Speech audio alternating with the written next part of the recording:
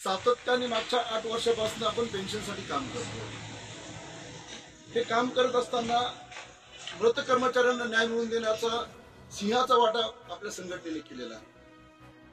ही एकमेव अशी संघटना आहे की जिंदगी के साथ भी और जिंदगी के बाद भी, कारण की सोबत असणाऱ्यांसाठी प्रत्येक जण काम करतो, म्हणजे आज आमच्यामध्ये सोबत नाही त्यांना न्याय मिळवून देण्याची ताकद आपल्या संघटनेने या ठिकाणी सिद्ध करून दाखवली आहे। आता प्रश्न उरलेला आहे की स्वतःच्या पेन्शनसाठी, तर याची सुरुवात म्हणून आपण आताच एक भव्य दिव्य आंदोलन नागपूर या ठिकाणी केलेलं आहे। येणारा काळ हा निवडणुकींचा काळ आहे।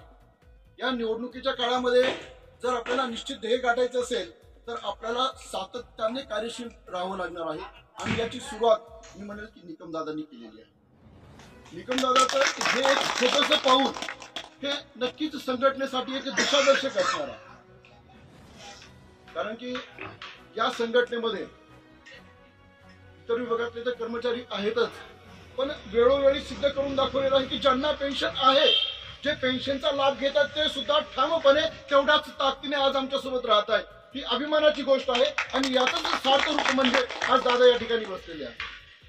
पण दादा एक विनंती आहे, बचेंगे तो और लढेंगे।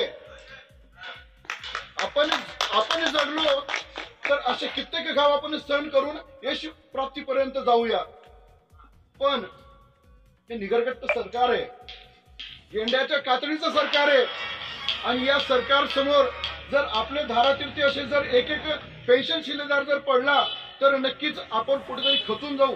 दादा, तुमचं हे आजचं बलिदान, तुमचं हे आजचं केलेलं योगदान आम्ही वाया जाऊ देणार नाही, ही आमच्यासाठी एक प्रचंड ऊर्जा आहे।